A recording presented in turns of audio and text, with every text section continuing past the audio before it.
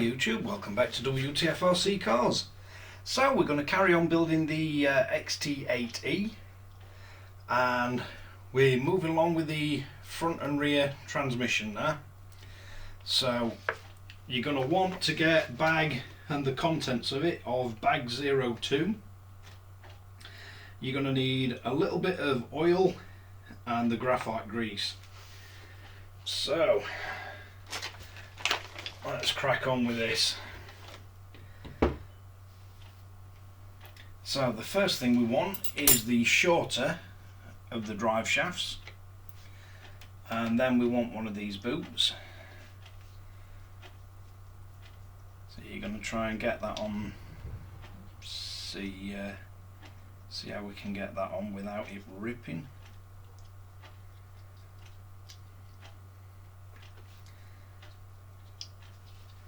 Try and get a bit of oil on this first, see if it'll help.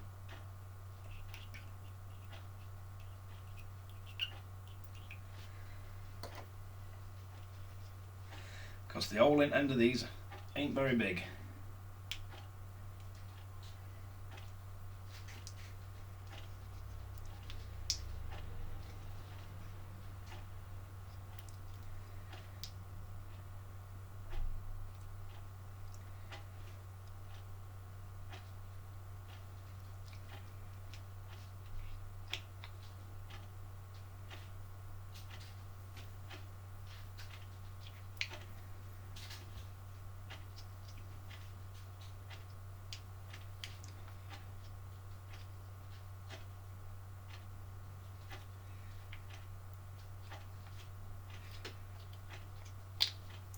Well, it definitely ain't going to go on that way, and it don't look like it's going to stretch big enough to go on that way.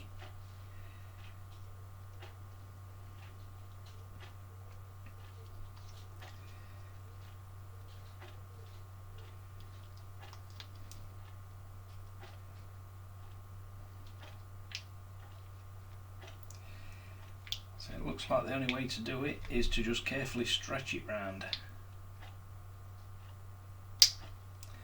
There we go. So that's the boot in place. Then you want one of these tiny little things, and we need a bit of grease.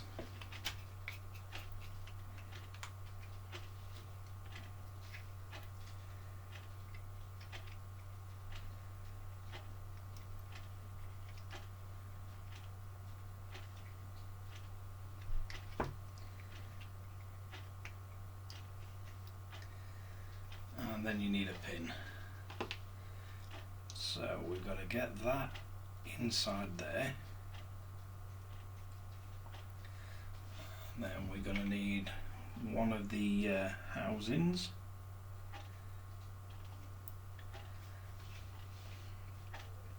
So we've then got to get that sat on the end, and then a pin directly through the lock. And you've got to make sure this goes through the little hole in the middle of it, else it won't seat right. So you've got to make sure the pin goes directly through the tiny little hole in there. And then you've got to get one of these retaining clips on. Now what it advises with these is to put the retaining clip at 90 degrees, so your little opening is 90 degrees out of line with the actual pin itself. You can get a little tool to help spread these apart, but they usually go on pretty easy.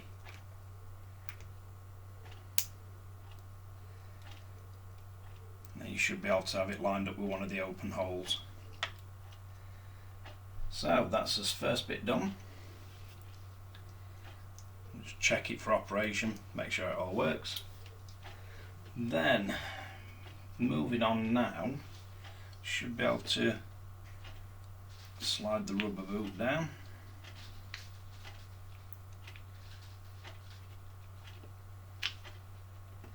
And this is a lot easier when your hands aren't absolutely covered in grease.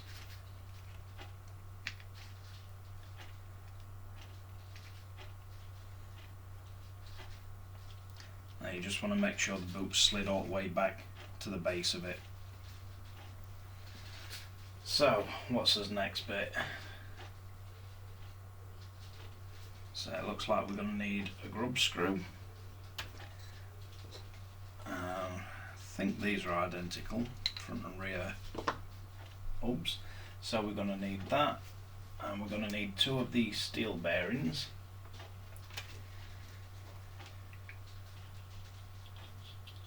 Now these, I'm just going to drop a little bit of oil in them.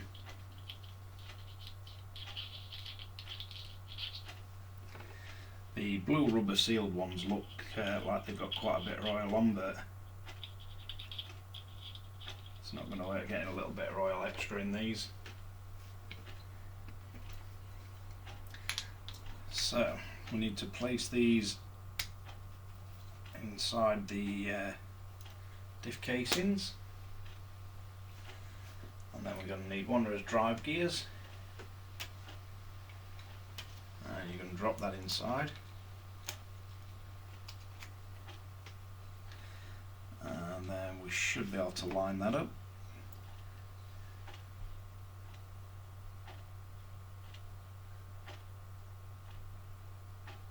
So all it tells you to do is, let's get the right size driver for the grub screw.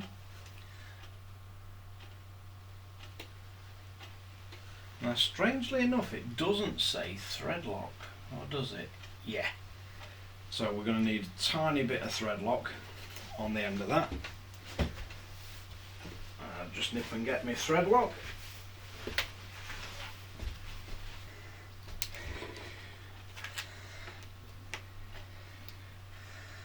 So we're going to need a bit of blue thread lock on the grub screw, and then the instructions suggest to push against the actual gear inside and then tighten up the grub screw so it holds the shaft right up against the bearing.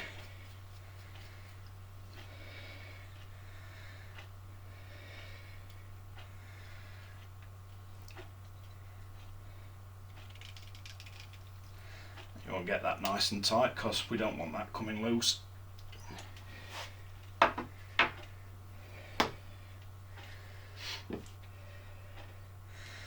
Now the instruction manual tells you to cut this off on the front and rear.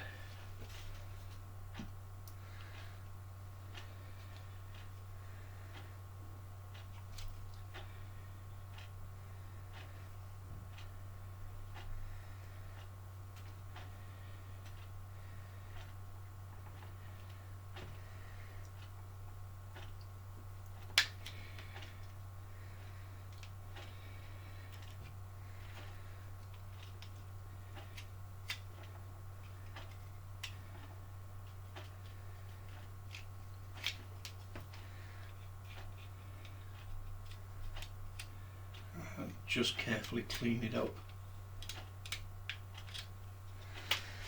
You don't want any birds flying around in there. Right, so to move on from this, we're going to need to put the diff in, and this one's going to be for the front because it's the shorter drive shaft. Now you'll need to pay attention to the instructions depending on which build you're going for, because the front diff fits one way for side-by-side battery and fits the other way when you're out motor in the rear position. So I'm going to try to build it in side-by-side because that's the battery packs we've got.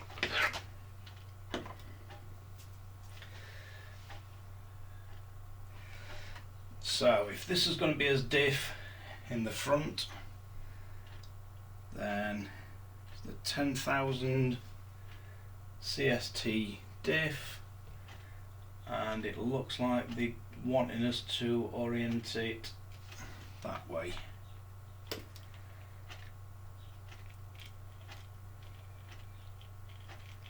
That feels quite a good mesh. There's no lash in it or anything. So that's going to sit that way around. I'm just looking to see if they advise, yeah, a little bit of graphite grease on the actual gears.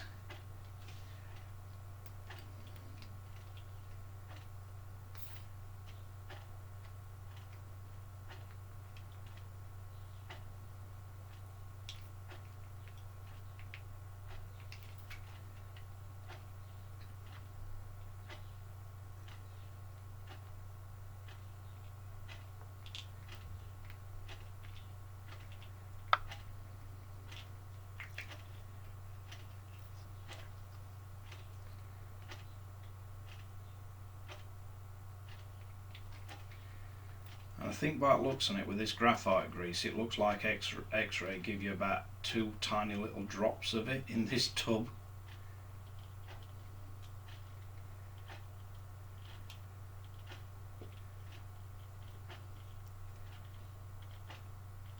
So you don't need an awful lot of it in there because it's just going to splatter all over the place. And you can just work it round. You can see how quickly it spreads on the gears. Right, so next thing, we're going to need to close the diff up.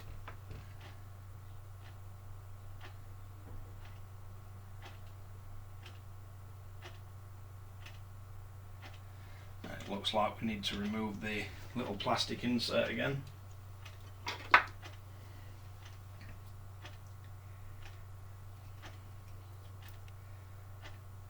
Just be careful when you're chopping these out.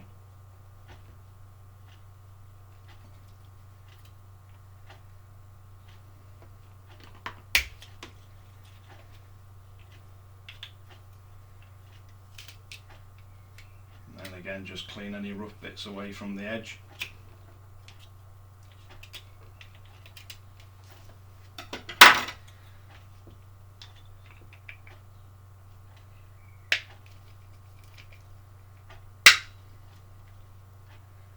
Quite nice fit. And then you've got 2 of the longer screws. I believe it's these ones, just double check. Yep. So 2 of the longer screws with the flatheads. And these go into the top.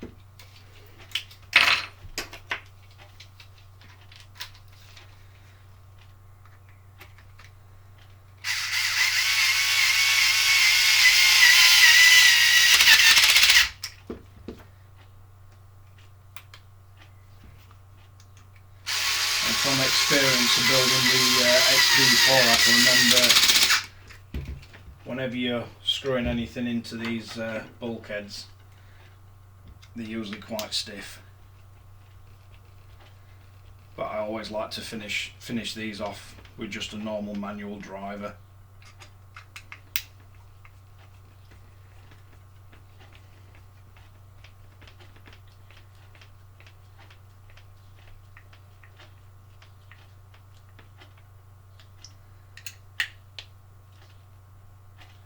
And don't go massively over tight with these because you will strip threads. That's really nice action. So that's his front diff.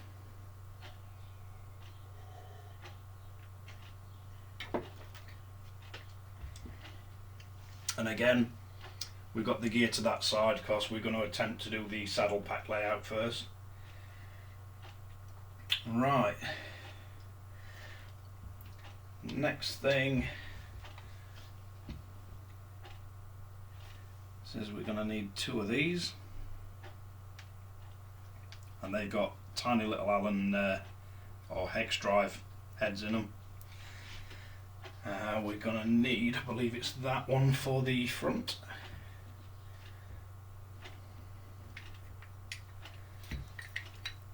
So we're going to mount that on there.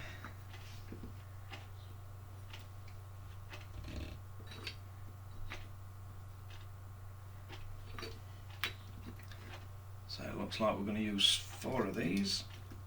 These are the big flathead ones.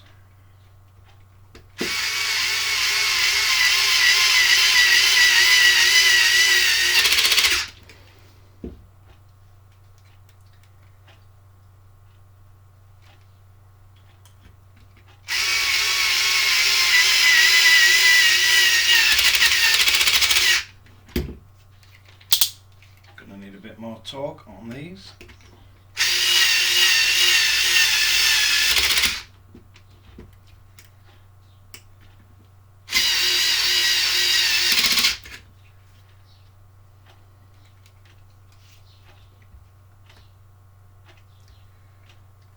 And one thing I find interesting is it does tell you in instructions not to check the diff to see if you need shimming until the vehicle's completely assembled, which is something that I'm not used to doing. I'd usually check the shimming as I'm assembling it.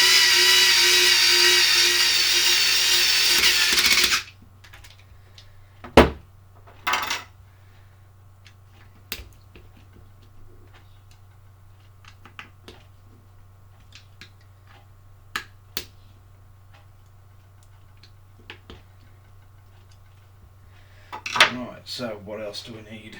Body mounts now.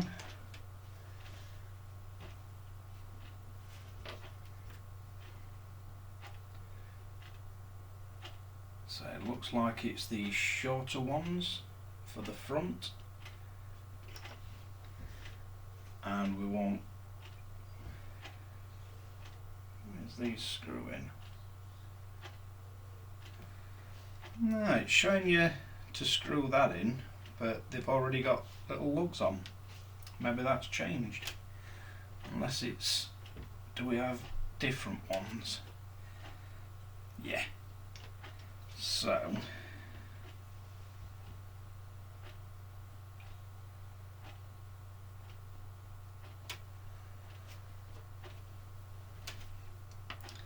it looks like we have got 2 that need them screws in.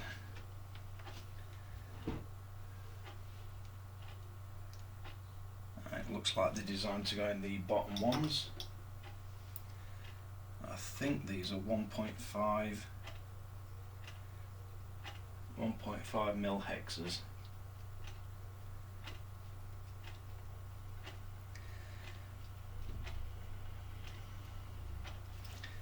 Now it does give you the measurement of 3.5 mil that you're meant to leave those out, but you can just line it up with the aluminium shock tower, and then you can decide how far you want them in, or whether you want to leave them stuck out a tiny amount. So you basically just want the screw to sit in the tower, and I believe these are the small button head ones.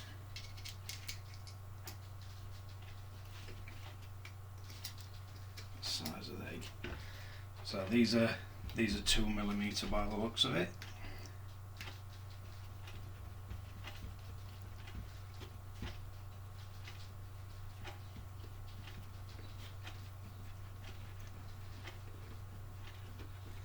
And getting the rubber boot on the next drive shaft's going to be fun once you've got a bit of grease on your hands.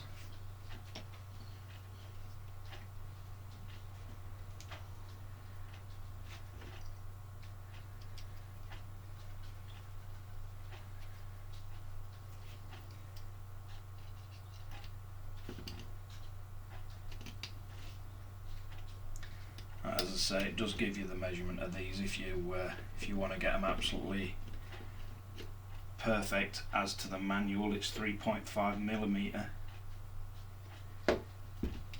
So you want 3.5 mil from the base to the tip of that.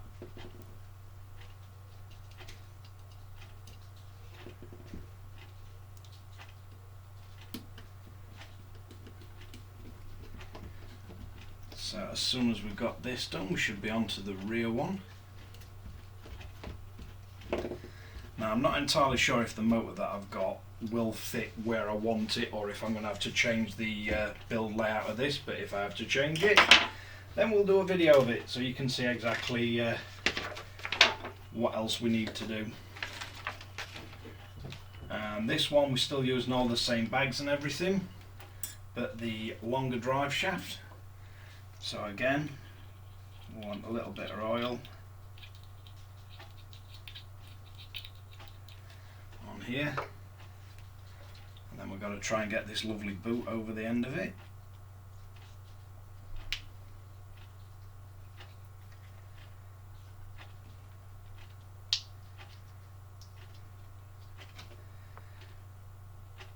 I must admit, this is not my favourite part of the build, getting these rubber boots on.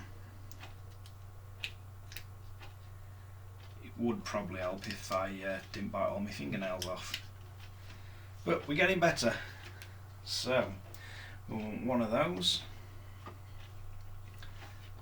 then we need another of these pins.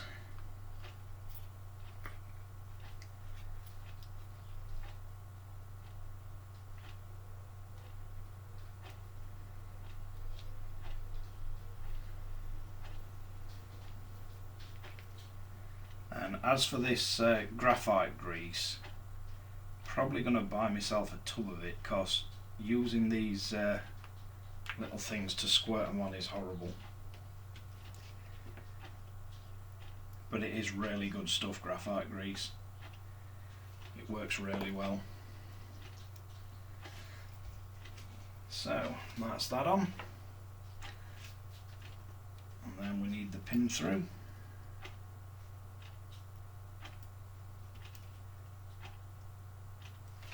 Just have a quick look to make sure you've hit it directly through and not into one of the holes.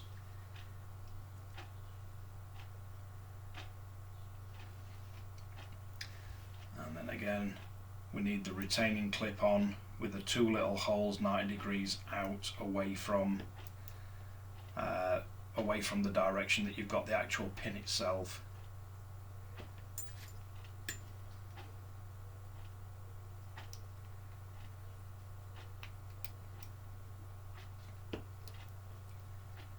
And this is a lot more difficult now. I've got my fingers covered in graphite grease. But there you go, clips into place.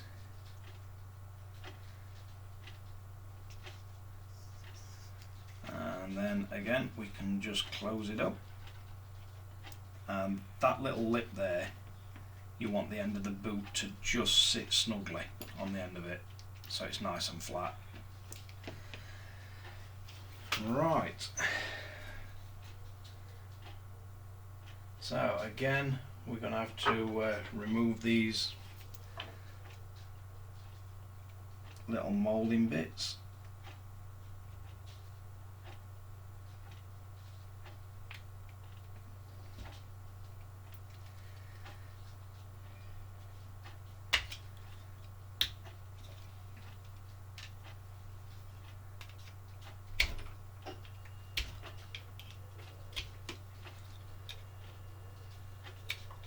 And if you wanted to be really anal with this, you could sand these down, but I don't particularly care that much. Right, so again, the steel bearings, or as steel walled bearings, or steel seal.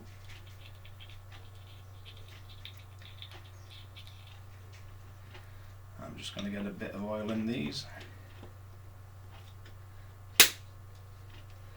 They do snap into place well. Give Xray that, the tolerances are absolutely fantastic.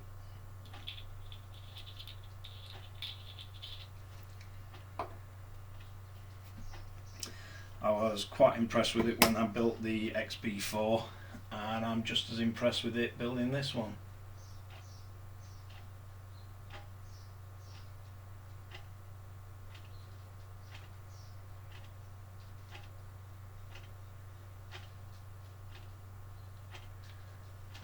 So we now want in the drive gear through,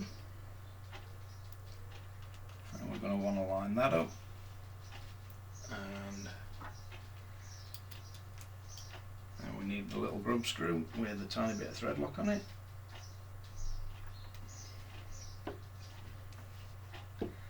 And again, you're going to push on the gear inside and then line it up.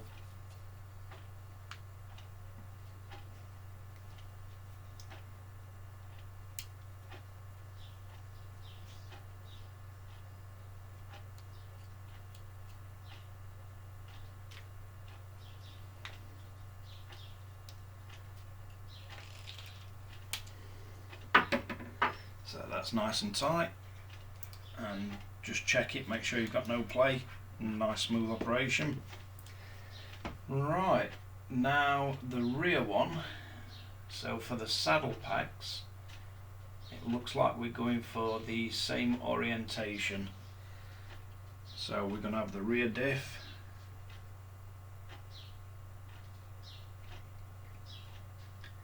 and I'm sure I marked a little R on it somewhere. Yeah, so the rear diff, and it looks like it's going to sit that way around again. So it says in the instructions, if we've got the drive that way around, that's the way the diff should be on the front, and then the opposite side on the rear. So let's try and get a bit of graphite grease around this one again.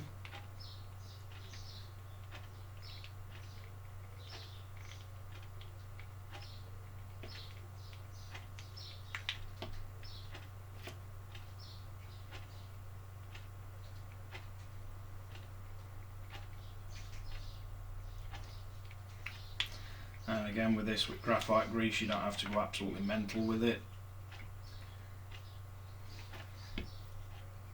because if you just give it a quick spin, you'll see how quick and easy it works its way around everywhere. So we should have one more of the little plastic spacers to cut off.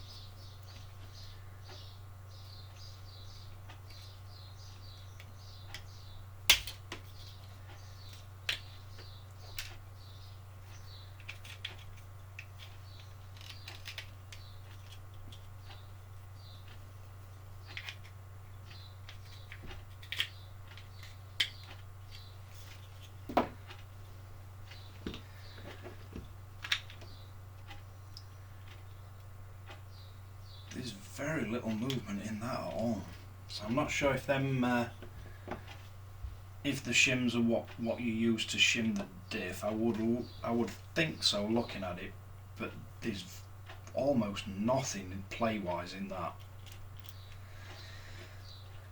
But as I say, strangely enough, it says build the RC first before you attempt to shim it. So we should now be able to close that up.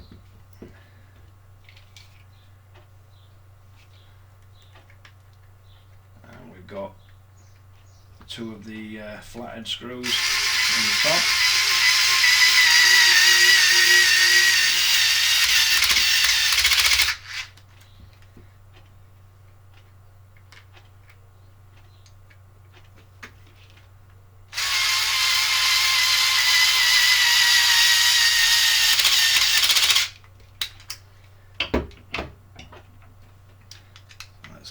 Closed up.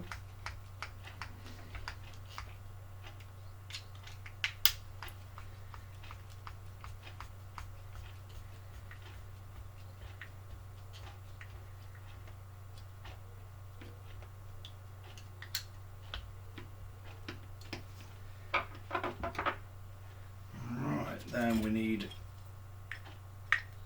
the rear shock tower. And this time it's only telling us to put screws right in the very bottom.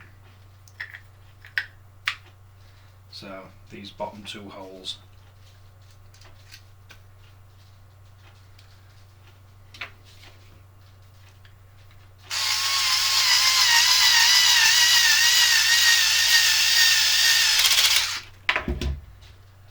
I'm looking at this rear shock tower. you can see the amount of adjustability you get on these Xray cars is absolutely crazy.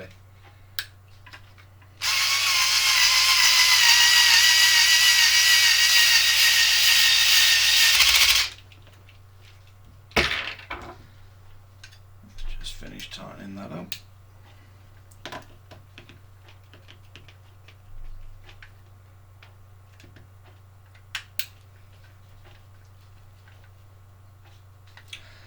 And this stuff is that hard, it actually feels like you're screwing it into metal when you're tightening them up. Right, so on the rear ones, looks like we're going for the longer of the body shell holes, and it's telling you to put it in the centre by the looks of it.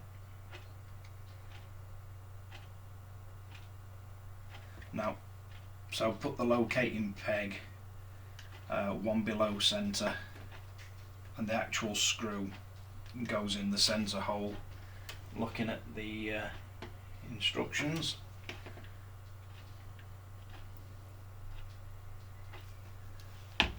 and then we want these two little screws in. Again, these are back to 2mm hex heads.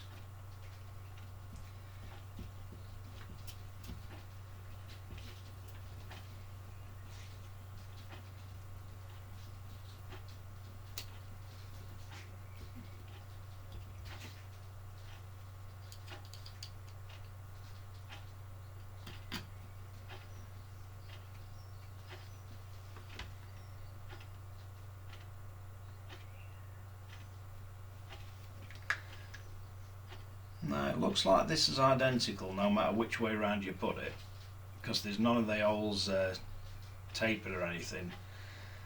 But it's entirely up to you then whether you put the Xray part facing back or forward. Can't see it makes any difference, it looks identical each way around.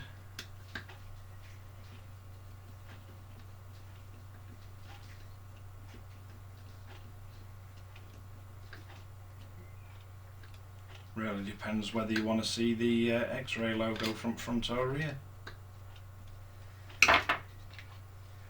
So we've got a bunch of shims left, so I'll put them to one side. Two optional body mounts left, and that is the front and rear bulkheads. So I think that's as good a place as any, cause about half-hour video is long enough for anybody to sit through. So if you like the video, like and subscribe. Don't forget to hit the notification bell, and I'll catch you guys again in the next one.